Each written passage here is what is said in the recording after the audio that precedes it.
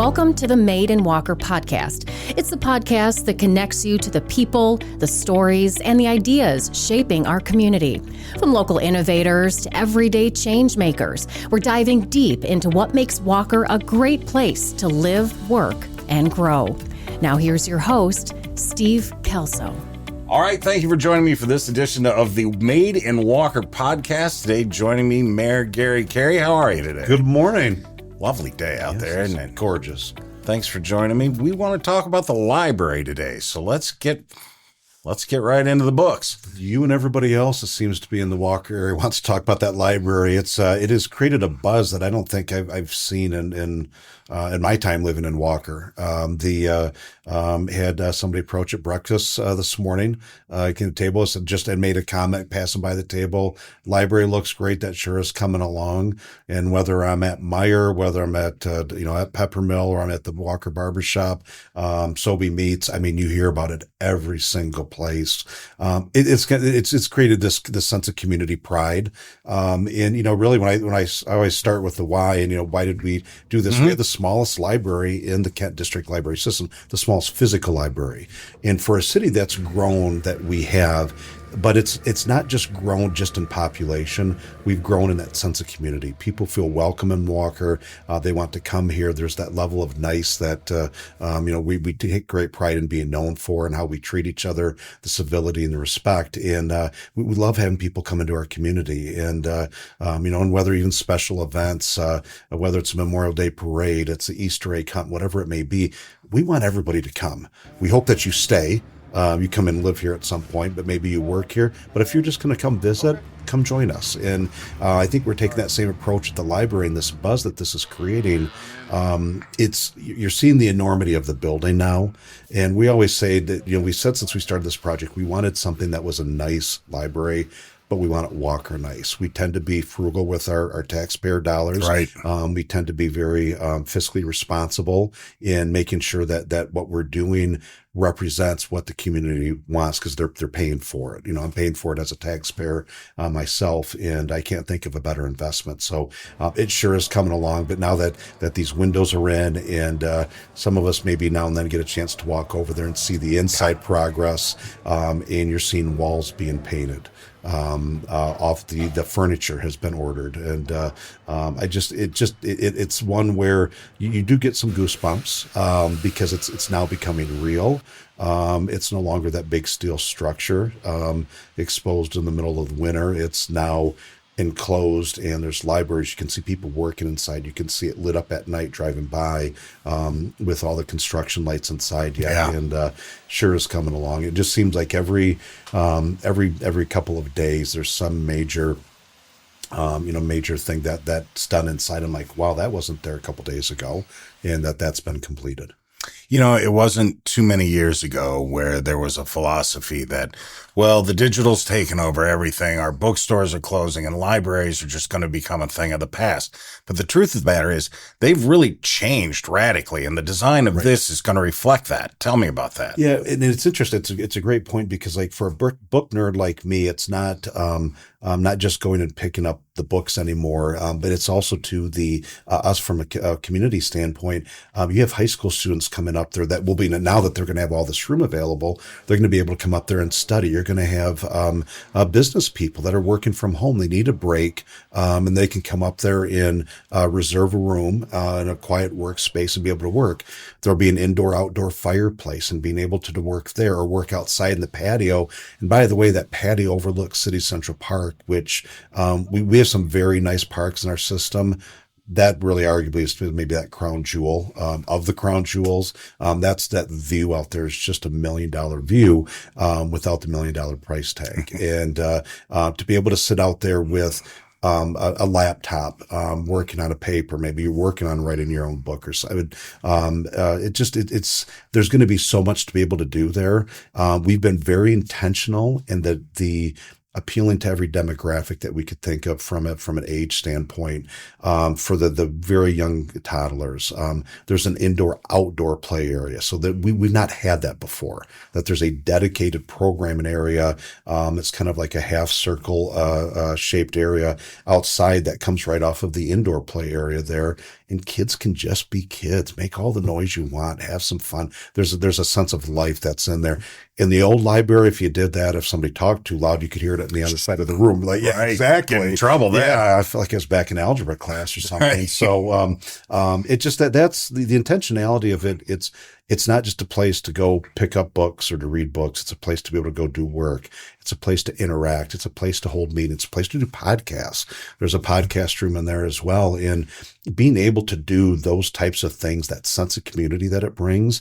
And you don't have to be from Walker to do that. We'd love our community to leverage it the most that they can, but all are welcome there. And we want that sense of community just because of how close we are to Ottawa County, how much we do with the west side of Grand Rapids.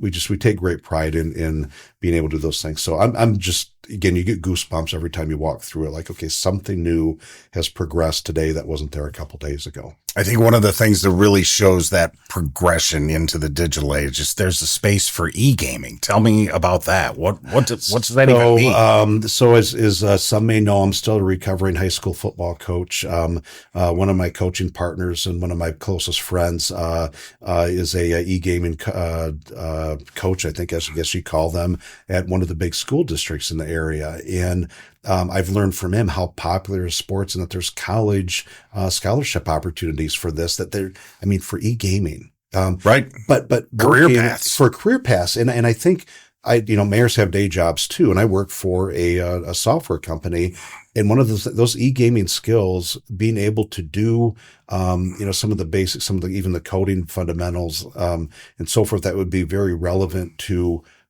software development, software enhancement. Talk about a career path there. If we can help them and do this as part of, and have some fun while they're doing it. It used to, I think of the time that was limited playing video games growing up. You had about this much of a time window. No, you get outside, you get your fresh, everything else. There is some merit to some balance here with that, because there are transferable skills that come out of being able to do that. So, and it's interesting, the e-gaming room, it's not meant to be this thing with big old fancy lazy boy chairs and stuff. It's a rectangular shaped table that goes the length of the room, and on both sides, that you have these monitors and very comfortable chairs, to sit into these monitors, and you can do your e-gaming thing with your headsets on and, do your thing. But, those are those types of investments as a community. It's not just the career path, career planning standpoint, but we want those high school age kids. We want maybe even those big kids, that they have a place that they can call home. Because if we don't make the investments there, they're looking for things to do. And sometimes those things that they're looking for do aren't always the best things. So, for us, it's an investment in the community to be able to do that. And again, it goes back to being very intentional. And we think even for seniors, maybe they want that quiet space, having that indoor-outdoor programming area upstairs that they can go to. And if they want to just go in and sit and read and decompress, and inside of a room, reserve one of the rooms and go in there for an hour or two. And do your thing in there. So, meant to be very cool. A lot of personal touches are being applied inside, and a little bit more to come on that one. We're not ready to unveil that yet, but we've definitely, as a city, there's some things that we want to recognize that that are related to the history of the city. And you'll have some personal touches coming up here. We'll be able to share as we get a little bit closer. I'm certain, because this project has been going on for a while, I am certain that it has not been without challenges for your staff. But how much fun have these folks had putting those touches on everything, all of the planning that goes into this? Well, it's you get to work on that cool factor is about as high as you can get with this. But it's something because I recognize as a mayor, every dollar can go at least 20 different places with justification. And, we're always in need of more investment in public safety, police and fire, which is a whole nother podcast. Our roads and infrastructure are extremely important. Infrastructure is, it's the bridges as well. It's the trails. So there's so many places to go. But that sense of community, you can't lose that. And as Walker, we recognize we have something very special. So we've decided to make that investment there. But there's a measurable return on that investment that we're making. Certainly. How long's it been under construction? When can I get inside? When? We started November 24. We did the groundbreaking. We've moved very quick. Yeah, that is pretty fast. We've had a number of great subcontractors a part of this. Owen Ames Kimball's been the general contractor on this. There's a reason they have arguably been the best for these types of projects. They have been absolutely on track. They've been on budget. I think that's the thing that's made this. When I think of challenges, we're in the home stretch here. We've not had any cost overruns. We've not had. That's amazing. And it's in this day and age. It's just right. That doesn't happen in this kind of a construction. And project. Then to be on track, and we had what are called these they're glue lamps, and they're the big wooden beams. So when the public gets to see the inside of this, you can kind of see them sticking outside a bit, and they're sealed beams, but they're big pieces of wood. They're meant to be support structures, but they're also decorative as part of that support and that functionality. But it's compressed wood in there, layers of it in there. Mm-hmm. That was the one item that if that had not come in on time, that would have delayed a whole number of things. Everything we would have been there. So those came in. Actually, I think they came in a little earlier than expected. So kind of checked that box. That kept things on track. But even as of late yesterday, checking on progress, we're all as city staff. We talk about the challenges. We really have not had any. To the small middle little thing, and I don't mind sharing this. That used to be an apple orchard out there, right? And it's interesting because back in those days, things that got sprayed on apples were not always the best, and all that testing was done on that ground out there. We're good. Good. I think part of that, the construction City Hall initiative probably helped out a lot of that. There was maybe old dirt taken out, new dirt brought in back in years past, but whether original construction or renovation. So that has helped a bit. So again, where we could have had all these potential delays, it's just on track, on budget, and not. Windows are good. I mean, the glass has come in and installed. The only thing that I've not seen and we won't see for a short time here yet is the inside furniture come in. That might be the small thing, but that's with a couple of different companies. We're confidently optimistic that that's going to be on time as well, and we'll be able to sit in there in the chairs and at the tables that you would when it's open. So it's what an exciting time. Certainly if you look back across the history of libraries, they didn't build Alexandria to stand there for a day. What do you hope this looks like 10, 50, 100 years from now? It's a great question because when you think of libraries, you have to think to the kind of the godfather of libraries was Andrew Carnegie, and back in the early 1900s when he started to donate all of that money that he made, and he was on that push to build these libraries throughout the country, and you can still see it. Some of them are still in use. Yeah, nationwide. And they were built. They were built to last for at least a century, maybe longer. And here we are a century, later, and that these are coming up on their 100th anniversary or more, and they're holding, they're holding steadfast. We wanted. But they were bigger concrete type of structures that, in some cases, maybe a little different material, but they weren't designed. They were designed for books at the time. They weren't designed for technology because that really wasn't, obviously a factor then, but it wasn't also designed for that. The one thing the pandemic has taught us is the importance of community and that being able to gather. Being able to interact with one another. And it's, just like we're sitting right here, we might not be doing a podcast, but we're just sitting here and we're both looking at, our computers, but we're having a discussion. Being able to do that in there was really not any type of a thought process for obvious reasons back 100 years ago. So we're looking at something that is going to hold us as far as we can see it. We plan for about every technology we can. Just a bandwidth and capacity on the wireless. Right. Are you going to be able to handle all these people coming in? It's interesting because I just took, I had a series of 4 high school students that came in and did they were interviewing me for their government class at Kenowa Hills, and I said, hey, let's go get a peek. So we grab our hard hats and vest, and it was after hours. I was able to get them a little bit of a look inside there, what it is.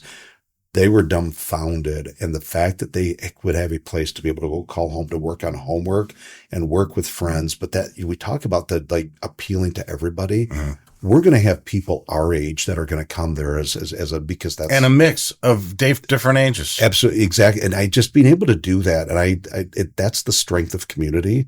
When you have people that are different ages, different backgrounds, I'm excited about that piece. And in there and having some vibrancy and some life in there, but not having to worry about that, because it's such small quarters there. So we built this to last. This was not a 15, 20 year project. This is, we realize it's probably going to be one of the crown jewels of the KDL system. I know for our city, it's going to be our crown jewel. And I can think of, there are, when you think of iconic pictures, if you will, kind of wrapping this up is when I think of Walker, what picture defines Walker? One that immediately comes to mind is our police and fire memorial. That's a place that's for a lot of us, it's considered solemn ground. That library is also now going to become, when you think of a picture, a backdrop, that's going to represent a brand, if you will, of the city of Walker. That library is really filling that space. So we've really come a long ways with this, and we're excited. It's on track to open in the fall. Dates, I think we're probably still looking at an October timeframe for the official opening. More on that later. But you're right now, you're not seeing as much from the outside because of so much being done on the inside. But I trust when I say there's paint being put in the walls, you're going to start seeing carpeting pretty quick. There's a lot of the stuff like, okay, now this is real. Now this makes sense. So what a great time to be a part of the city. Yeah, it's just been so fun to drive by there and watch it all go up. Mayor Gary Carey, Walker's mayor, thank you for joining us this edition of the Made in Walker podcast. Thank you for joining us. Make sure you hit like and subscribe, and we'll be sure to tell you when the Walker Library is going to open. Thank you for joining us for this episode of the Made in Walker podcast. If you have comments or questions about this podcast, or if you have ideas for future episodes, we would love to hear from you. Please send us an email to podcast@walker.city. Made in Walker is the official podcast for the city of Walker, Michigan. You can find Made in Walker wherever you get your podcasts.